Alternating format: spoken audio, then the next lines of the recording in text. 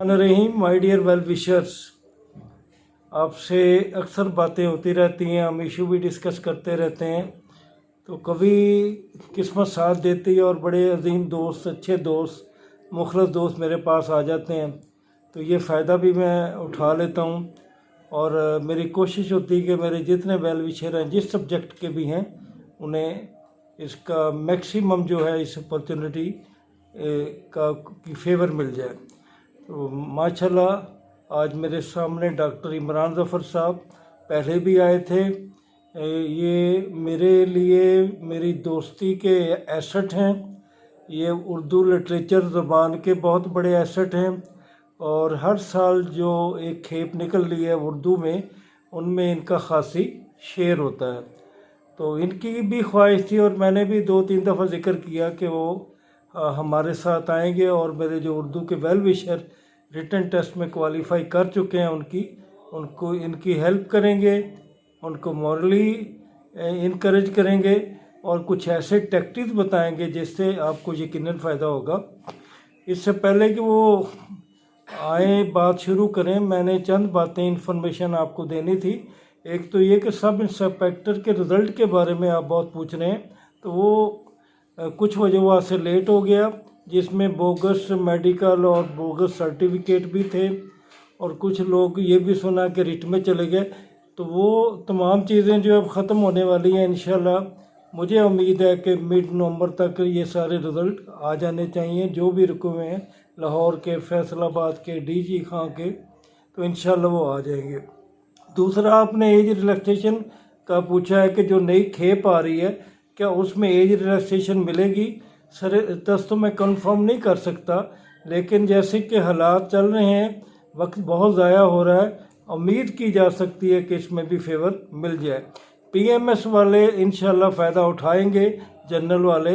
और मिनिस्ट्रियल कोटे के बारे में पूछा है कि क्या ख़वातीन भी आ सकती हैं। बिल्कुल आ सकती हैं।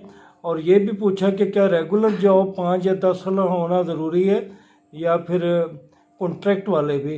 नो माय डियर, ये रेगुलर जॉब होना ज़रूरी है। तो असिस्टेंट डायरेक्टर इंटेलिजेंस की सीट्स के बारे में पूछा, तो इंशाल्लाह वो भी 1 माह के अंदर आ जाएंगी। बाकी जो हमारे रिटन टेस्ट रुके हुए हैं 1-2 और जो इंटरव्यू वाले, इंशाल्लाह वो भी आजकल इनकी एक बड़ी खेप आ जाएगी। केमिस्ट्री के बारे में पूछा है कि इनका मेरिट एक्सपेक्टेड क्या है, तो ये आप कुछ ऐड करें। जो मुझे इन्फॉर्मेशन मिली है, पेपर वाज क्वाइट डिफ़िकल्ट। और एक और बात मेरे वेलविशर ने पूछी है कि जिनकी इलेक्शन ड्यूटी थी केमिस्ट्री में, उनका ज़ाहिर है चांस ज़ाया हो गया, तो उनके लिए आवाज़ उठाएं। तो यकीनन आप जितने भी लोग इलेक्शन ड्यूटी में थे, अगर आप मुझे अपने नाम दे देते हैं तो I will talk to the authorities of PPSC कि वो आपका इम्तिहान रिकंडक्ट करें। आखिर में my dear well wisher, professor Zahurul Haq साहब को मायूस नहीं होना चाहिए। मायूसी तो कुफर है। तो हमने हर सूरत में दिया जलाए रखना, यही कमाल होता है। तो हम दिया जलाए रखेंगे इंशाल्लाह। हमारे मारूफ शायर अमजद सलाम अमजद भी फरमाते हैं कि हवा की ज़द में दिया जलाना और जला के रखना कमाल ये है। तो ये कमाल करते रहेंगे। आखिर में मैं लेक्चरर और दूसरे अपने 1 पेपर की प्रिपरेशन वालों को यही कहूँगा कि लोग अगर पीएमएस कर लेते हैं और पोजीशन लेते हैं, लोग सीएसएस करते हैं और पोजीशन लेते हैं और 10-10, 12-12 पेपर देते हैं, तो माय डियर वेल विशर आप क्यों नहीं कर सकते? आप कर सकते हो। अपने आप को खंगालो, अपना जंग उतारो। अल्लाह ने आपको बहुत खूबियाँ दी हैं। अगर ये खूबियाँ आश्कार नहीं होंगी तो आप बर्बाद हो जाओगे। मेरा दिल नहीं करता कि मेरा एक भी वेल विशर बर्बाद हो, तबाह हो। तो अपना किबला दुरुस्त करो।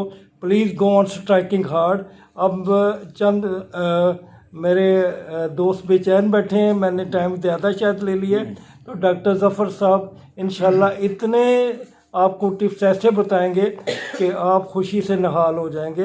अल्लाह ताला इनकी उम्र दराज़ी के लिए और इनकी सेहत के लिए मैं दुआ गो हूँ। जनाब सर बहुत शुक्रिया। आपका चैनल मैं देखता रहता हूँ, आपकी मोटिवेशनल गुफ्तगू भी सुनता रहता हूँ। तो माशाल्लाह आपके 14-15 हज़ार इस वक्त तक सब्सक्राइबर्स हैं और लाखों में व्यूवर्स हैं। तो इन सब लोगों से बात करने का मेरा मन भी था, ख़ास तौर पे उन लोगों से बात करने का जिन्होंने हाल ही में लेक्चरशिप उर्दू मेल और फीमेल का टेस्ट पास किया है। तो सबसे पहले तो मैं ये गुजारिश करता चलूँ कि जिन लोगों का टेस्ट पास हुआ है वो अपने ऊपर मुकम्मल भरोसा करें।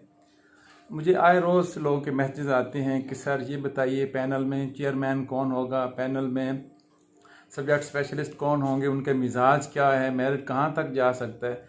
मैंने उन्हें कहा कि देखिए ये चीज़ें बहुत बात की हैं, आपका पास हो जाना इस चीज़ की दलील है कि आपके पास नॉलेज है, आपके पास इल्म है, आप लायक थे तो आपने ये इम्तिहान पास किया है। अब आपने ये साबित करना है कि आप वाकई लायक थे, आपने जो कुछ पढ़ा हुआ है उसको आपने पेश करना है।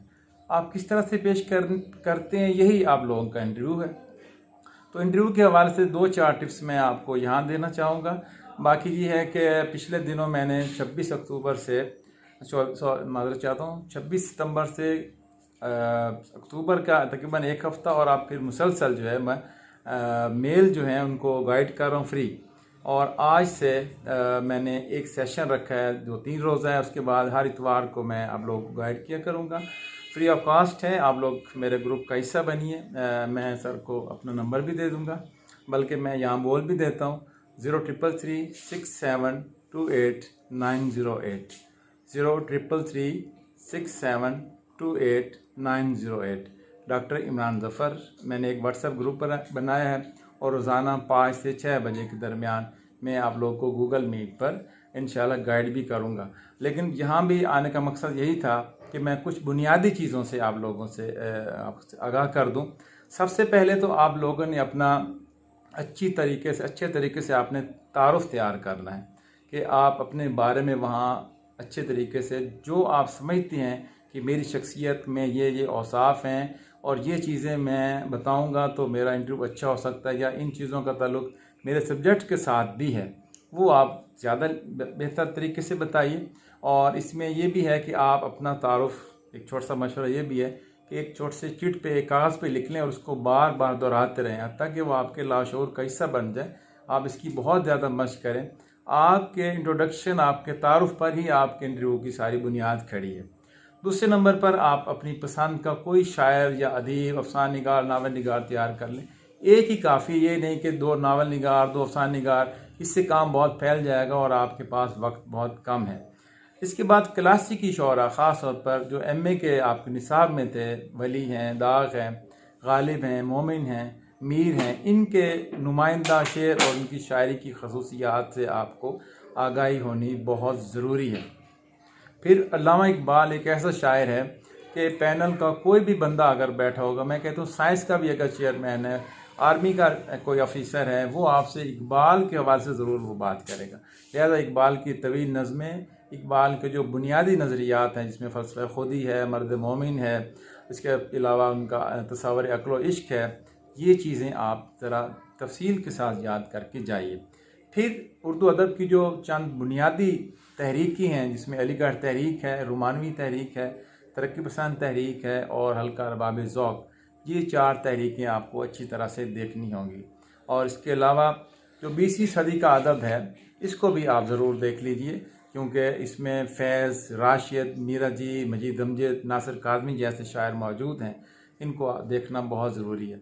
इसके अलावा मुआस्सिर अदब यानी 21वीं सदी में जो अदब लिखा जा रहा है, आपसे वो ये पूछ सकते हैं कि आजकल जो लोग अफसाना लिख रहे हैं, नावल लिख रहे हैं, शायरी कर रहे हैं, इनमें से कुछ नाम आप बताइए। तो भले आप उनके बारे में ज़्यादा ना जानते हो, लेकिन नाम की हद तक और उनकी तसानीफ़ की हद तक आप लोगों को ज़रूर कुछ ना कुछ मालूम होना चाहिए। इसके अलावा जो अदबी इस्तिलाहात होती हैं यानी लिटरेरी टर्म्स, ये भी पूछी जाती हैं, ये आपको अच्छी तरह से आनी चाहिए। अफाकियत क्या है, वगैरह वगैरह। इसके अलावा आखिरी बात ये है कि अगर आप लोग स्कूल टीचर्स हैं या CTI के तौर पर पढ़ा चुके हैं, तो आपको FA का निसाब और इसके अलावा स्कूल की जो स्कूल कैडर के लोग हैं उसकी जो इस्तिलाहें होती हैं, जैसे पीडा क्या है, PER क्या है, ACR क्या है, ये चीज़ें भी आपने ज़रूर देखनी है। बहुत शुक्रिया। बाकी इंशाल्लाह गपशप रहेगी आपके साथ। I am grateful. इंशाल्लाह ये फिर भी जब भी ये हालात ऐसे आए, जब भी आपने इनको आवाज़ दी, तो ये ज़रूर इंशाल्लाह आपकी मदद के लिए आएंगे। ज़रूर sir. My dear welfare, thank you very much. इंशाल्लाह फिर आपसे मुलाकातें होती रहेंगी। खुदा हाफिज़।